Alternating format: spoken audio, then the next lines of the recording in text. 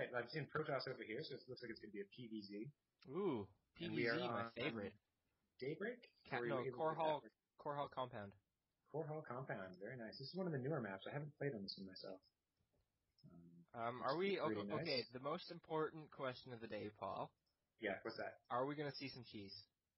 Well, I'm pretty sure we're definitely going to see some cheese knowing these two players. Definitely, Galuf here is very, very famous for his cheese. Yep. On the cheesemonger for nothing. Yeah. And then, of course, we've got Sky, who is renowned. You know, he's good for one base in it. He loves that one base aggression style. Yeah. That doesn't Russian much. Style or Russian style? Sorry, aggression. Russian. Not Russian. What are you? What are you? I'm a Canadian. Hi, girl. Sweet. So we're seeing some macro over here from the Zerg player. Look, it's not going to be an early pool. Maybe 14 pool, 15 pool. He seems like he's macroing pretty hard at this point. I don't know. It's interesting. I don't think we're going to see a Forge Fast expand out of Galuf either, which is interesting. Like maybe some 3-gate pressure, but like on this map, it's pretty common to do a Forge Fast expand. Right, because you've got so much free space, right? It's a fairly large map. Yeah. Well, I mean, your natural too is like your main and your natural are all connected from that one choke. Right. But it's a fairly large choke at the opening to the natural. Yeah, but you can do from that ramp to the you can make a wall off from the ramp all the way down to the Nexus. Oh, for the Protoss player, certainly, yes. Yeah. Very effective. Yeah, I don't know what we're gonna see. So far, it doesn't look crazy cheesy. Yeah, it looks like maybe a 15 pool from the Zerg player. We got a double gate coming up for Galuf. We're gonna have some early pressure. Little 2-gate early pressure, are we? Yeah. Sometimes it's not enough to end the game, but we have a single gas. Maybe like this must be a single gas expand from a Zerg player. Expand? Do you think? I see no moves yet for the expansion here. Well, he's saving up. Going for the second gas. Oh no, just extractor trick. My bad. Scouting in with the Overlord in the Protoss base. He's probably going to see... Ooh, he's backing off. I don't know if he saw anything yet. Maybe he doesn't want to give away his position to the opponent. Hey, what's the button for view? View? Yeah, like to see their screen. Just their vision. Down in the right-hand corner here, you can select view perspective. No, I mean like... 1, 2, 3. No. Never mind. Fuck you. Okay, we got our first queen coming up for Murdercles. Is it Murdercles? Murdercles. But I don't know. He's been scared into the base keeper. He doesn't have any idea what his opponent has at this point. He came in with that Overlord. Oh, you see one gateway. Oh, that's no good. And our first Zealot is on the way. Oh, look at that. 3-gate pressure. And we'll probably see an expand after this for Galuf. Oh. But this is totally gasless, hey? He's not going for any higher tier units at all. It's probably going to be straight Zealot rush. Yeah. Because the opponent's not going to have much beyond Zerglings, and Zealots just slaughter Zerglings in a straight-up fight. But we have Roaches on the way, too. We're seeing that infamous single... You got the Roach one. Well, we got 2 Roaches on the way, too. Yeah, he was floating a lot of minerals there for a little while, so I guess he's building up. He's hoping to get out of a nice wave with his next batch of larvae. Yeah. Well, here come our first 2 Zealots in, but they got 2 Roaches and a Queen to fight against. Perfect timing with the Roaches from Murdercles. Yeah, no kidding, hey? Yeah, just when he needed it. And so it looks like this early pressure is not going to pay off. He's 4-gating. Pure Zealots. Oh, no, here we got a Assimilator on the way. Yeah. And finally our Cyber Core, but jeez. Yeah, but I mean, I guess that's going to get him up as fast as possible to have his maximum number of gateways operational, right? Oh, and I don't know if Murdercles is going to be able to hold on to this.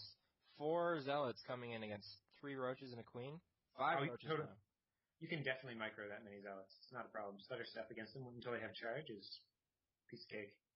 Yeah, well, he's going to be in a lot of trouble now. If those Roaches come by, if they chase... If those Roaches chase those Zealots all the way back to his base, he's got nothing to defend. That's right. He's just going to be on the back foot here. And I mean, it's going to be a while before he's able to get Warp Gate up. He doesn't even have a Cybernetics core yet. He just finished building his Cybernetics core and has not even started to research Warp Gate. And he's going for a Forge. Going for the Forge. So trying to cannon up in defense, but I don't know if it's going to be enough and if it's going to be in time. I mean, these Roaches are Oh, if he pushed at that attack, he really could have done some serious damage. Looks like he's just hanging out at the watchtower now, waiting for reinforcements. But he's really missing a prime opportunity to make an attack. Back at home, though, Murdercles still not expanding, still working off of one base. We see more roaches coming, so it looks like he's going to try to put on that pressure himself now. Turn down the Hydra Den, maybe anticipating some sort of Void Ray play. And getting detection, I guess, in case there's any sort of sneaky Dark Templar action in response to his aggression. Yeah, I don't know. I think, honestly, if Murdercles was feeling both, he could probably just run up there and kill everything right now. It'd be tricky. Galuf does have those two stalkers, and they are able to micro roaches without the speed upgrade. Mm-hmm. But there are only 2 of them, and there's 10 roaches. That's true. The speed upgrade is just about done to the roaches, so maybe that's what he's waiting for before he makes this push. So the upgrade is just now finished. And we have a Hydra Den as well. Right. Hydra Den. On the way. Well, I mentioned that earlier, didn't I? Hydra Den. Yeah, sorry, I wasn't paying attention. I was talking to my roommate. Terrible. Come on, you're ahead in the game, man.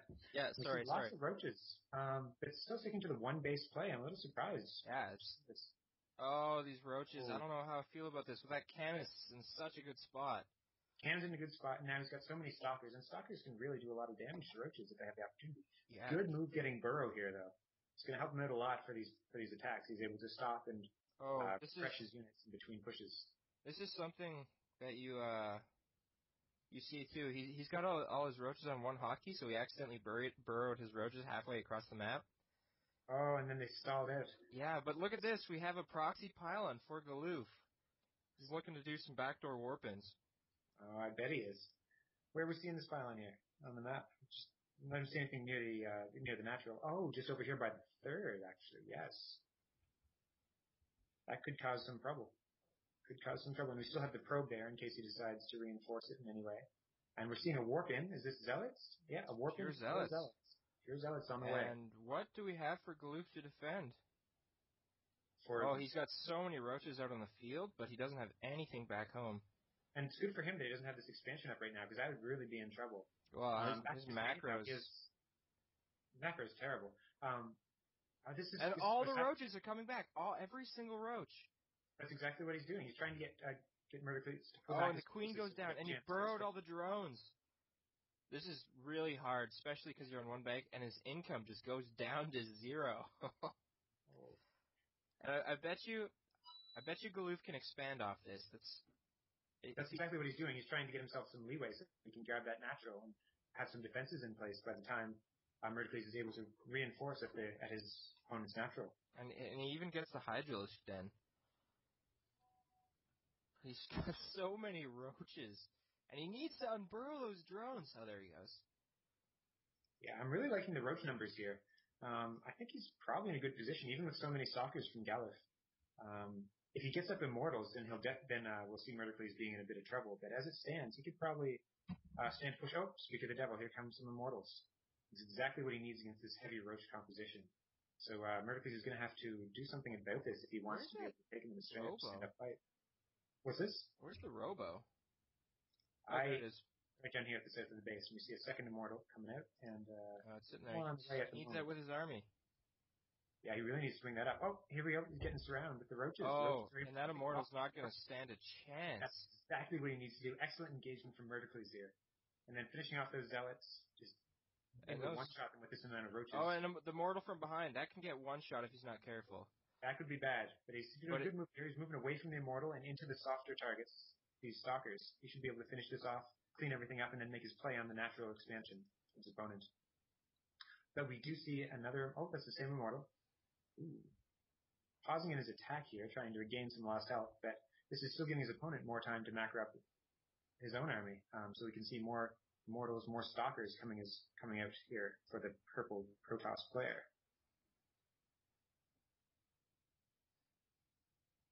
Now, still back at the main of Murdercles. We're not seeing a whole lot going on, just straight rotation. It's this one base aggression that's really sort of his style, and the Protoss is still on one base, and he doesn't really have much of an army. Oh, and here we make a move into the main. Roaches are going deep. Taking out these pylons here that could unpower these two gateways, which really is going to restrict Galuf's ability to warp in reinforcements. Oh, He's got a lot of stalkers, but he needs to get an observer up. He's got a lot, like both of these players are floating a lot of minerals. Yeah, a lot of minerals. And but for the Zerg player, this isn't necessarily a bad thing. He's able to produce units so quickly when he needs them, so you get those sudden waves of reinforcements that are. This is true. But look, they're both almost mined out of their mains. I know, right? He definitely has a superior position on his opponent, Murdercles, that is. If he's able to take his natural, he should have no problem in finishing things off. But he should get a move on that earlier rather than later. If he loses this army that he has in his opponent's base and then is counterattacked, he won't be able to expand his own natural in time, and then it'll just completely turn the tables on him. But yet we don't see any sort of move to expand. No, none at all. And he's not making anything except for roaches.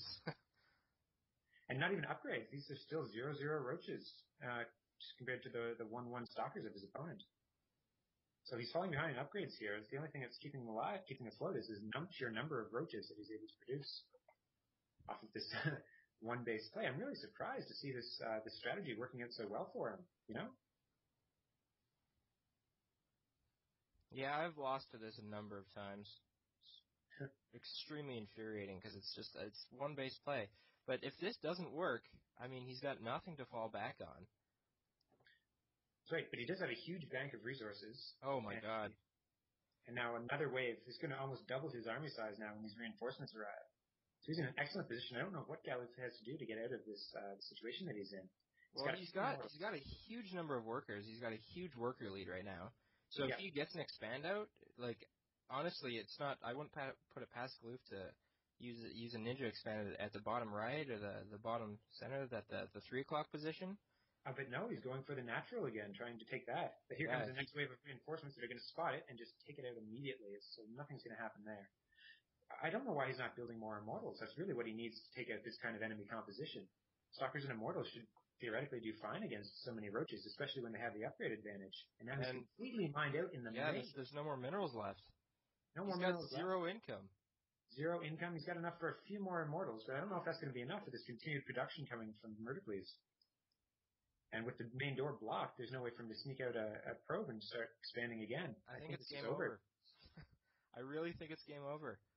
I think Murdercles should probably, like, he doesn't even need to expand now. Oh, and that immortal just walked. Oh, no, but they both survived. This one survived with 4 hit points. Narrowly escaping with his life intact. Oh my god, that's like less than 1 hit. We see Galuf throwing down another gateway here, but I don't understand what his logic is. He's not going to be able to produce out of 1 gateway enough units to stop this attack. This is probably some sort of desperation play. But you can see here, Murdercles coming straight in with those roaches and losing a lot to the cannons on the backside. There's a lot of roaches, though. And I didn't even notice this. Galuf built a war prism? That must have been a mistake. And there it is. And that's the game. We see the GG. Close match between these two contestants. I don't know if I'd call that close. I feel like that was almost a build order win.